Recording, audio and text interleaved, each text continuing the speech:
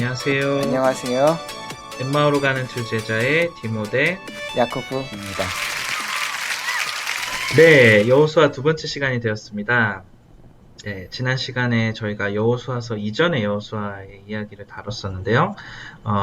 우리가 마지막 부분에 여호수아 이름 관련돼서 예수님의 이름 그 호세아하고 이제 지저스랑 조슈아랑 상당히 비슷한 거라는 거 우리가 나눴었는데, 우리 야코프님 혹시 그 다른 부분에서 또 여호수아 이름 관련돼서 하실 말씀 있으신가요?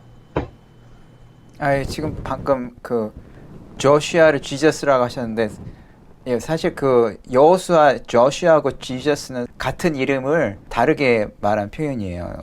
옛날에 히브리어에서는 여호수아라는 이름이 있었던 게 나중에 이제 에스라서 2장 2절이나 느헤미야 3장 19절 보면은 예수라는 이름 형태로 짧아진 거를 볼 수가 있거든요. 전 또 이게 아람어인 줄 알았는데 그건 아니고 그 히브리 내에서도 이렇게 이름이 변화가 있었던 것 같아요. 그리고 물론 이제 그 아람어 시대 때도 이제 예수라는 표현이 있었습니다. 네. 그러면은 바로 드는 생각이 예수님하고 여호수아가 뭔가 서로 연관이 있는 것 같은데요. 저는 제가 타이폴로지라는 이야기를 한번 들었었는데, 그게 이제 한국말로 하면 이제 예표론, 이제 이렇게 상징하는 거, 타입 티오리라고도 부르는데, 예, 저도 그런 거 비슷하게 들은 것 같아요. 그게 네. 어떤 거죠? 네. 그러니까 이제 간단하게 말씀드리면 좀 전에 여호수아 이름 설명하셨듯이, 그러니까 여호수아가 예수의 타입이다. 그러니까 예수님을 이렇게 상징하는 그런 인물이라는 거고, 예수님은 이제 신약에 등장하시는데 이제 구약에 그런 인물들이 몇 명 있는 것 같아요. 이제 대표적으로 모세도 예수님의 타입일 수 있고, 다윗도 우리가 잘 알다시피 예수님의 타입이죠. 그래서 네, 이제 그죠. 구약 인물들 중에서 이제 그런 예수님을 상징하는 그런 특징들이 여호수아에게 좀 많이 있는 것 같아요. 그래서 우리가 지난번에 그 호세아, 여호수아 원래 이름이죠. 그게 이제 뜻이 여호와는 구원이시다라는 건데, 예수님이 우리를 구원하시기 위해 오신 분이시잖아요. 이제 그거 예. 자체로만으로도 상당히 그런 타이폴로지에 들어맞는 것 같고요. 제가 좀 검색을 해봤는데, 그 영국의 리차드라는 신부님이 이제 신약학자, 구약학자, 이제 성서학자신데, 그분이 이제 그런 거를 좀 이론적으로 정립을 하셨더라고요. 그래서 조슈아가 예수님의 특징들, 예수님의 역할, 그런 거를 구약에서 먼저 보여주는 인물이다. 이제 그렇게 말씀을 예. 하셨더라고요. 그래서 뭐, 살짝 말씀드리면은, 뭐, 히브리서 얘기를 하면서, 히브리서 8장에 보면 여호수아 이름이 나오거든요, 실제로. 그래서 이제 예. 히브리서 3장, 그리고 또 이제 4장에 걸쳐서 이제 우리가 지금 다루고 있는 그 출애굽부터 그 모세오경부터 여호수아까지 이야기들이 나오고, 거기서 이제 우리가 알다시피 광야를 거치면서 여호수아를 제외한 대부분의 이스라엘 백성들이 죽고, 결국은 이제 약속의 땅인 가나안에 들어가지 못하잖아요. 그리고 이제 여호수아는 예.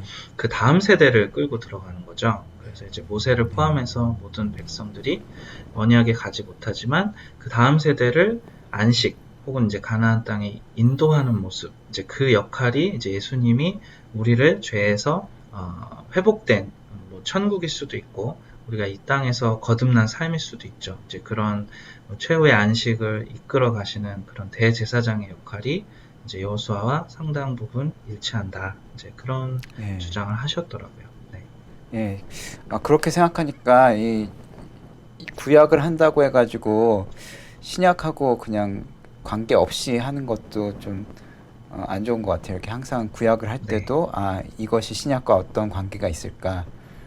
특히 아까 히브리서 말씀하셨는데 히브리서처럼 그 구약에 대한 해설을 한 부분을 좀 찾아보고 네. 그것과 연관돼서 좀 묵상을 해보면 좋을 것 같다는 생각이 드네요. 네. 저는 지난주 방송 녹음 끝나고 네네. 그때 또 모세오경 이야기를 하면서 모세가 다 썼나 뭐 문서 이론 이런 이야기 했잖아요. 그래서 네, 그래서 그 여호수아가 얘기가 뭐 좀 썼을 것이다. 신명기 마지막 장 이제 예, 그런 얘기까지 예, 했었죠. 네. 예. 근데 제가 그거에 대해서 좀 궁금해서 더 보기도 하고 이것저것 찾아보니까 어, 제가 신명기 공부할 때 알았던 사실을 까먹고 있었던 게 있었어요. 그 신명기 시작할 때 보면 신명기 1장 1절하고 1장 5절에 요단강 저편이라는 표현이 나오거든요.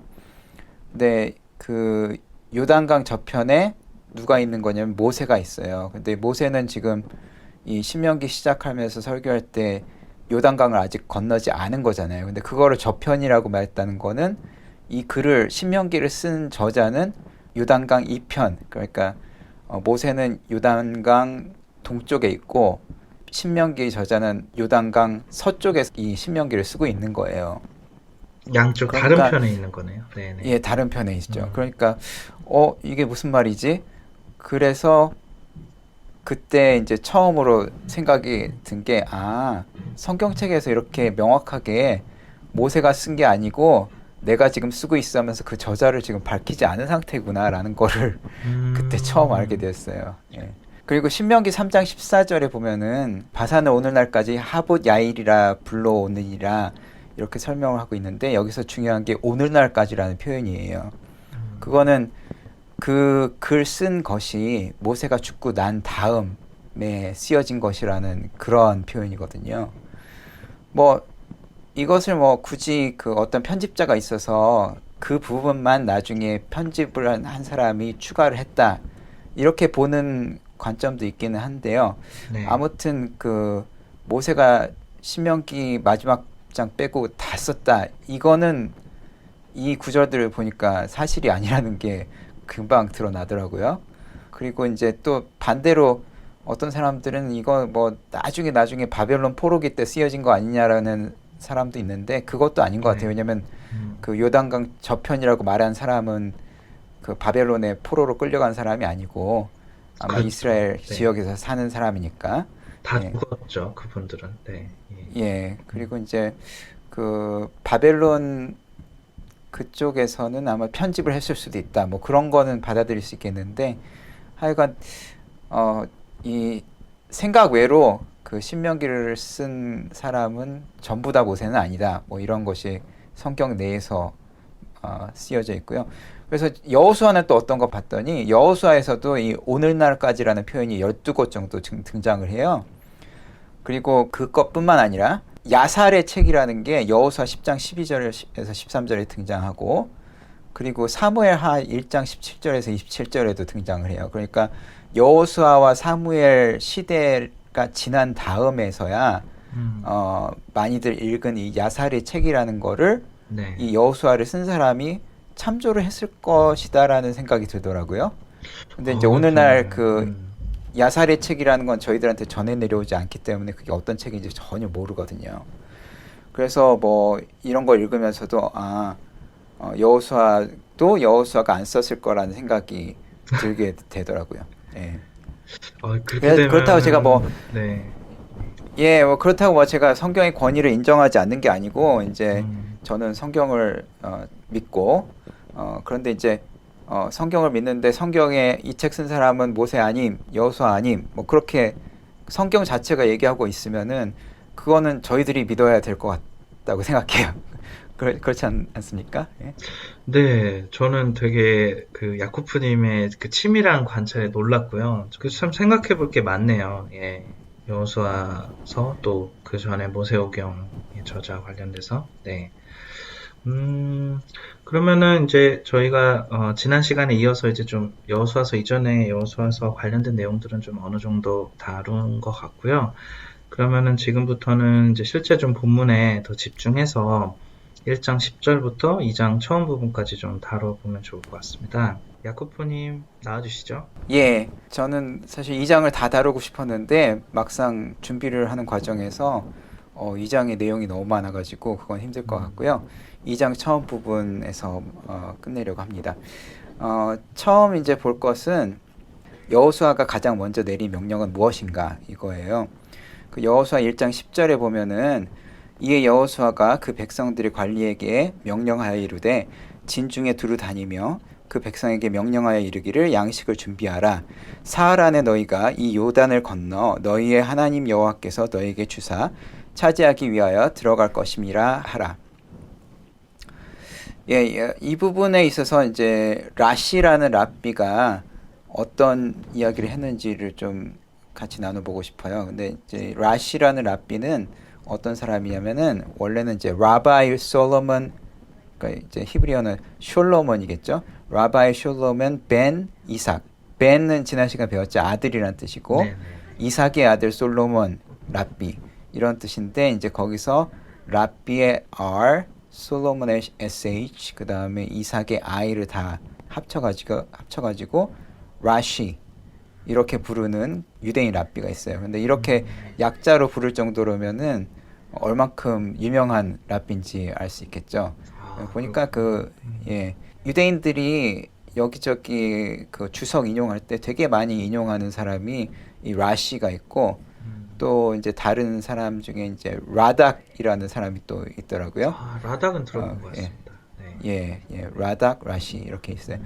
근데 이제 이 라시는 11세기 랍비인데 구약하고 바벨론 시대 탈무드에 대한 주석을 붙여가지고 그게 이제 아직도 많이 읽혀지고 있는 그런 랍비래요. 그래서 음. 저희도 이제 앞으로 라시의 말을 자주 인용하게 될 거예요. 아무튼 이 라시라는 랍비가 주장하기를 뭐라 그랬냐면은 여호수아가 이 명령을 내린 것은 모세의 죽음을 애도하는 30일이 끝나자마자였다. 이렇게 얘기하네요. 당시에 이제 누가 죽으면은 30일 동안 애도하는 것이 관습이었대요. 그런데 그 기간이 끝나자마자 다른 일이 터지기 전에 바로 내린 명령이 3일 이내에 요단강을 건너게 될 테니 양식을 준비해라. 이렇게 했다는 거예요. 그런데 갑자기 드는 생각이 양식을 준비하는데 3일씩이나 걸리나요? 뭐, 그 당시 이제 사냥하거나 뭐 추수 이런 거를 할 수도 있긴 할 것 같은데. 예, 뭐 그러게요. 그때도 만나가 있었겠죠? 그것도 잘 모르겠네요. 아, 그런 그런 생각도 좀 들었는데, 건가요? 네. 예. 어, 근데 이제 이 3일이라는 기간은 하나님께서 시내산에 임하실 때, 그러니까 전에 이제 출애굽기 19장 11절에서 이스라엘 백성들이 시내산에 도착하니까 거기서 이제 너희들 3일 동안 준비해라 이렇게 하는 것과 되게 유사한 점이 있어요. 어, 이게 그냥 단순한 유사점이라고 생각할 수는 있겠지만 우리는 이제 모세오경을 아주 열심히 읽고 있었던 유대인들이 이런 유사점을 놓치지 않을 거라고 생각을 하고 다시 본문을 보면은 아마도 여호수아의 이 명령은 단순히 먹을 것을 준비하라는 것뿐이 아니라 마음의 준비를 하고 영적인 준비를 하라 뭐 이런 뜻으로 생각을 해봐야 될 것 같아요. 네. 그러니까 3일이라는 기간은 묵상하고 고민하고 기도하는 이런 시간이 되는 거죠. 그리고 이제 3일이 지나면은 자기 삶을 그 이스라엘 백성들의 삶이 완전히 통째로 뒤바뀌는 이 엄청난 일. 그 전에는 이제 시내산에 하나님께서 임하셨던 그 일이고 그래서 십계명이 왔었고 이번에 있는 일은 그 3일 뒤에 요단강을 건너게 되는 그런 일이 생기는 거죠. 네. 그러니까 말씀하신 걸 요약해 보면 성경에서 이제 3일이라는 거는 그동안에 이제 기도하고 묵상하고 그런 하나님의 다음 스텝, 넥스트 스텝을 준비하는 그런 기간인 것 같으네요. 근데 저는 3일 하면 사실 작심삼일이 먼저 떠오르거든요. 작심삼일. 예, 저희들은 작심삼일. 예. 그렇지 예. 않나요? 저만 그런가요? 예. 네. 저도 그런 것 같아요. 예. 근데 아무래도 이제 여기서 배울 교훈은 이제 작심삼일을 하지 말고 어떤 일을 계획하고 또 그것을 시작하기 전에 3일 동안 마음을 다스리고 하나님께 의지하는 시간을 가지자. 뭐 이런 좋은 배울 점이 있는 것 네. 같아요. 그리고 뭐 제가 그냥 갑자기 든 생각은 좀 전에 제가 그 예표 타이폴로지 말씀드렸는데 3일이라는 건 또 예수님이 부활하시는 동안 또 사흘 걸리셨잖아요. 그러니까 예, 3일은 그것과도 좀 연관이 있는 것 네, 같아요. 그 약간 고난과 시련 속에서 뭔가 열매를 맺기 위해 기다리는 시간들에 그렇게 상징할 수도 있겠네요. 네. 네. 좋은 지적입니다. 네. 예. 그러면은, 네, 그렇게 1장, 네, 초반부 마치고, 그 다음에 또 다른 이야기, 어떤 지파와 관련된 이야기들이 또 이제 있는 걸로 알고 있는데요. 네, 요단강 관련돼서 또 얘기를 좀 해주실까요? 예, 아직 1장이 끝난 게 아니에요. 1장 네, 그 1장 바로 후, 다음 그 처음에 네, 있는 예, 1장 후반부죠. 예, 처음에는 이제 그 후반부입니다. 네, 명령이 나온 거고 그리고 이제 르우벤 갓 그리고 므낫세 반지파에 관련된 이야기가 나와요. 이 세 지파에게 여호수아가 가가지고 모세에게 한 약속을 지켜라 이런 말을 합니다. 근데 이제 그 여기서 므낫세 반지파라는 말이 무슨 뜻이냐면 므낫세 지파의 반이라는 뜻이에요. 그러니까 므낫세 지파가 되게 컸던 것 같아요. 그 이제 뭐 구글 해가지고 이스라엘 12지파가 어디 살았는지 지도를 한번 찾아보시면은 거기서 이제 거의 그 이스라엘 전체 지도에서 한 가운데에 되게 큰 지역을 므낫세 지파가 차지하고 있거든요. 그 중에서 이제 요단강 동쪽에도 므낫세 지파가 있고 요단강 서쪽에도 므낫세 지파가 있어요. 그러니까 이제 반은 동쪽에 있었고 나머지 반은 서쪽에 가서 정착을 하는 거죠. 그래서 이제 그걸 잠깐 그 보통 이제 반지파라고 하면 사람들이 많이 헷갈려 해가지고 잠깐 그 얘기를 한 거고요.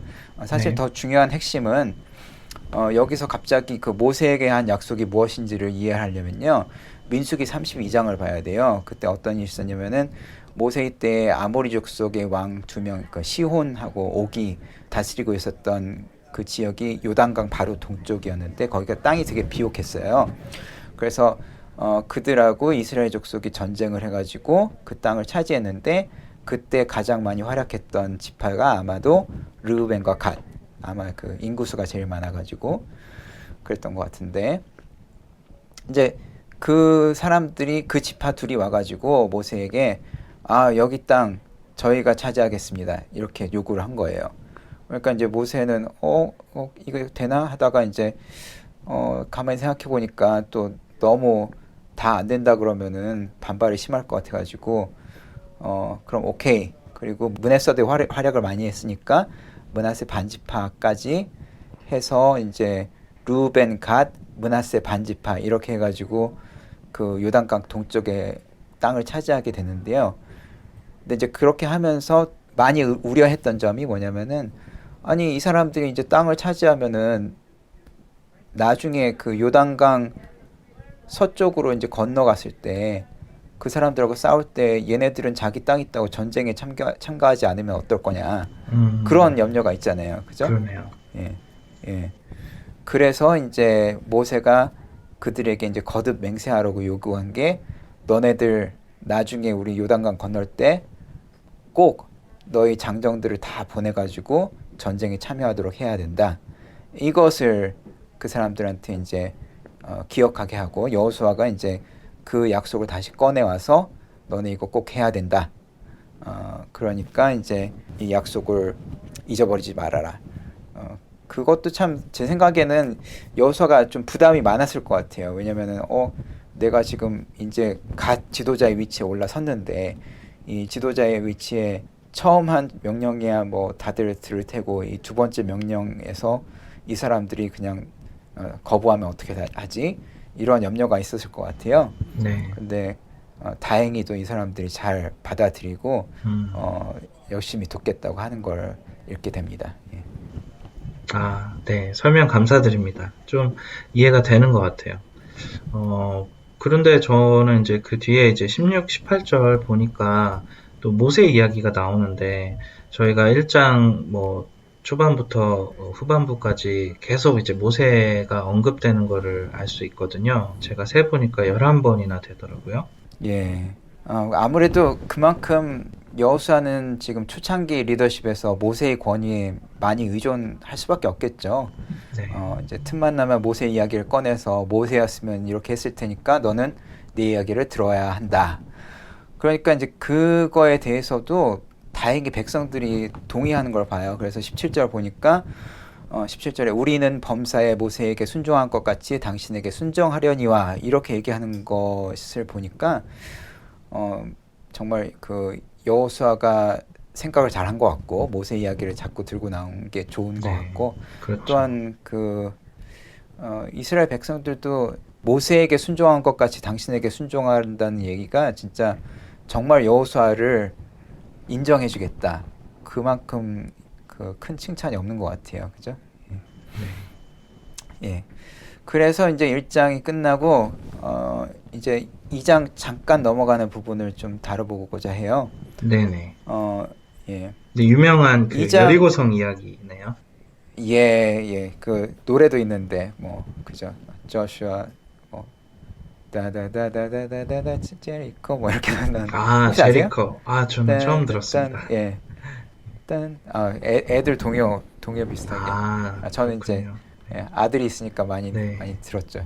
애 어렸을 때. 하여튼 그 유명한 그 여리고성 함락되는 그 이야기가 이제 뒤에 나오는데 오늘은 거기까지 가는 게 아니고요. 네. 그 두 명의 스파이 보내는 이야기만 좀 해볼게요. 네. 그래서 이제 2장 시작되자마자 2장 1절에 두 명의 스파이를 여리고성에 보냈다고 나와 있는데 가만히 보면은 그 영어 성경하고 우리말 성경을 비교를 해보면은 우리말 성경에 빠진 단어가 하나 있어요. 뭐냐면은 secretly, 뭐 ESV, 킹 제임스 버전, NIV 다 거기 secretly라는 말이 나오는데 비밀스럽게 스파이를 보냈다 이런 말이 나오는데 이상하게 저희 말 성경에는 그런 단어가 빠진 것 같아요. 근데 그 원어로 이게 뭐냐면은 헤레시라는 말인데 이게 뭐 조용히 비밀스럽게 이런 뜻이고 아까 얘기했던 그 라비 라시 기억나시죠? 라시의 주석을 보면 뭐라고 나와 있냐면 헤레시는 헤레스라는 히브리어에서 파생된 단어인데 헤레스는 어떤 뜻이냐면은 토기 그러니까 뭐 흙으로 만든 항아리 뭐 이런 거를 말하는 단어래요. 그래서 이제 라시는 이거를 주석을 쓰면서 어떤 상상력을 쓰냐면은 아무래도 이 두 명의 스파이가 그 여리고성에 들어갈 때 항아리에 이렇게 숨어가지고 그렇게 들어가지 않았을까 뭐 이렇게 얘기하는 그런 주석이 있었습니다. 뭐 재미있는 상상 추측인 것 같습니다. 네.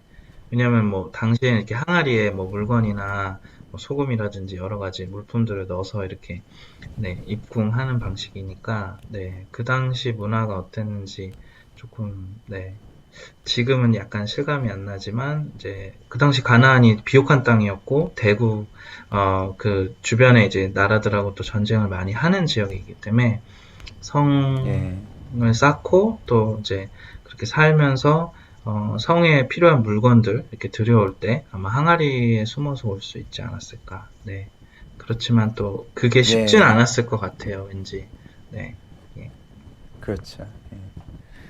그 보통 근데 저희들이 가나안 땅을 그냥 비옥한 땅으로만 알고 있잖아요. 근데 거기는 그 언덕이 되게 많아요. 위아래로. 그리고 또 이제 나일강이나 그 저쪽 유프라테스 강이나 이런 데는 이제 물이 가까이 있으니까 농사를 하기가 좀 편했는데 여기는 이제 비가 안 오면은 절대로 농사를 할 수 없는 그런 땅이에요. 그러니까 사실은 어떤 면에서는 큰 대국이 일어날 수 없었던 구조라고나 할까?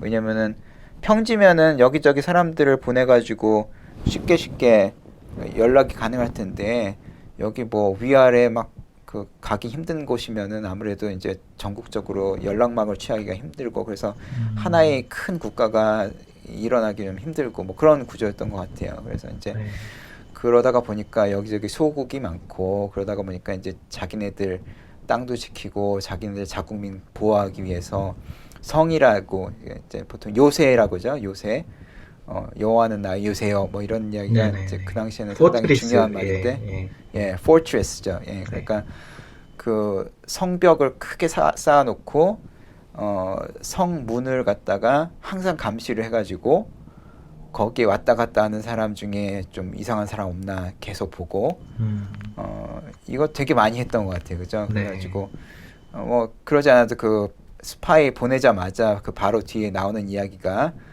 어떤 사람이 여리고 왕에게 스파이가 들어왔다라고 보고를 하니까 여리고 왕이 사람들을 보내가지고 라합이 집에 병사들이 막 문을 두드리면서 너네 그 두 사람 숨어 있는 사람 내놔라 뭐 이런 식으로 협박을 하는 거잖아요. 그런 것도 있고. 그럼 결과적으로 이 잠입은 실패한 거네요.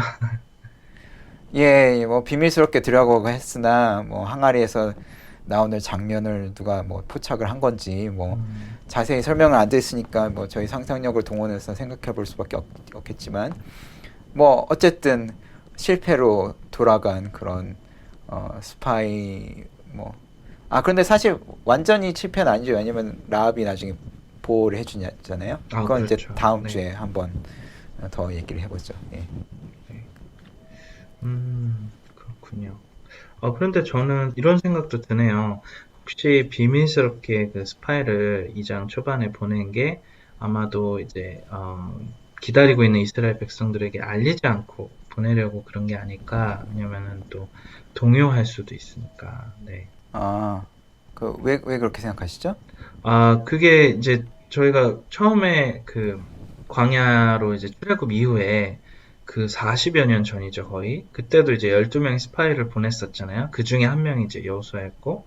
근데 이제 그 예, 당시는 뭐 사실상 실패했다고 보고 그 이제 그렇죠. 가나안 예. 정복을 포기하게 되잖아요. 그래서 이제 여호수아는 이제 그걸 기억을 하고 있었을 테니까 예, 아마도 예. 이번에 또 스파이를 보낸 거를 사람들이 알게 되면 동요가 있지 않았을까 이제 그런 생각을 했을 것 같아요. 아, 네. 예. 디모데님 그 설명하고 비슷하게 이야기한 라피들도 있었던 것 같아요. 예.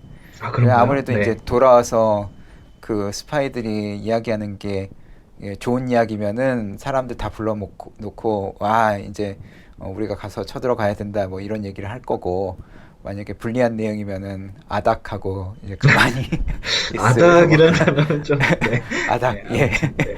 예, 네. 예. 아무 말 안 하고 가만히 네. 있는 그런 그렇죠. 네. 예정이었을지 않을까 뭐 이런 네. 생각이 좀 음, 듭니다. 어, 그래요. 뭐 이렇게 두 가지 다 뭐 이 비밀스럽게라는 말이 사실 그 여리고성 사람들에게도 비밀스럽게 그리고 이스라엘 사람들에게도 비밀스럽게 이 두 명의 스파이가 투입되었다고 보는 게 좋을 것 같아요. 예. 네. 그런 것 근데 이제 같습니다. 또 네. 예, 그 여호수아 18장 4절에서 보면요. 그때 가서는 이제 그때까지도 땅을 분배받지 못한 다섯 족속이 있었고 다섯 지파가 있었거든요. 그래가지고 그 사람들이 여호수아에게 나오니까 여호수아가 너네들 지파 중에 세 명씩 뽑아서 스파이를 보내라. 그래서 그 아직 점령되지 않은 땅에 그렇게 해서 이제 15명의 스파이를 보내는 그런 이야기가 나오는데 음, 그때는 또 공개적으로 하거든요. 이런 거 보면은 이제 여호수아는 아무래도 정치적인 감각이 탁월했던 것 같다. 뭐 이런 네. 생각이 좀 들어요. 좀 이제 그렇군요. 사람들의 계산을 미리미리 해놓고 음, 이것이 가질 여파는 무엇인가. 그래서 필요하면은 공개적으로, 필요하면은 비밀스럽게. 네. 예. 그래서 괜히 뭐 신명기 마지막 장에 여호수아가 이제 지혜의 영이 있다. 이렇게 써 있는 게 음, 그게 이제 괜히 써 있는 게 아니라는 생각이 좀 들었습니다. 네. 예, 그러네요. 예, 뭐 사실 여기까지 할 얘기는 다 하긴 했는데요. 제가 좀 더 덧붙이고 싶은 거는 아까 이제 그 디모데님께서 그 당시 성문화 그러니까 성벽을 쌓는 그런 문화에 대해서 말씀을 하셨는데 어, 이런 것들도 사실 저희가 만약에 이 부분을 가지고 성역 공부를 한다면은 좀 그 나눠야 될 이야기인 것 같아요. 뭐냐면은 많은 사람들이 되게 본인의 안정을 먼저 생각을 하고 외부 사람들이 들어오면은 그 사람들을 이렇게 환영을 한다기보다 환대를 하다기보다 뭔가 본인들을 해치는 사람이 아닐까라는 식으로 이렇게 적대적인 그런 네. 뉘앙스를 가지고 사람들을 대하는 것 같고 음, 사실 뭐 그 항아리에 들어가서 그 여리고성에 들어갔는지 그냥 걸어 들어갔는지 저희들은 모르잖아요. 그냥 비밀스럽게 들어갔다는 거니까. 근데 이제 아마도 옷차림새가 좀 다르고 말도 좀 이상하게 하는 그런 두 사람을 보았을 때 어떤 여리고성 사람이 그런 두 사람을 보고서는 저 사람은 우리가 좀 틀리다. 다르게 네. 생겼다. 좀 이상하다. 옷차림새도 틀리다. 그리고서는 바로 이상한 사람이라고 신고할 정도라면은 여리고성이라는 이 문화 자체가 참 잘못된 문화다. 뭐 이런 생각이 좀 들어요. 그죠? 음, 예, 뭐 예, 상당히 좀 폐쇄적이고 보수적인 그런 예, 성향이 아니었을까. 네. 예, 그렇죠.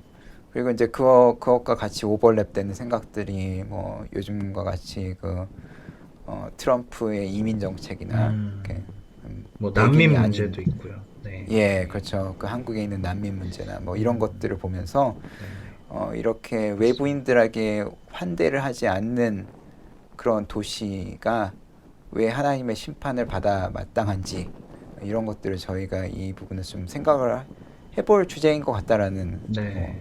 뭐, 그러게요. 예, 생각이 저희가 듭니다. 예. 뭐 이제 저희 이제 여호수아서 지금 이제 하고 있지만 한 주 정도 이제 주제 이렇게 약간 이슈 토크로 한번 진행해 볼 예. 수 있는 그런 내용인 것 같습니다. 네. 예.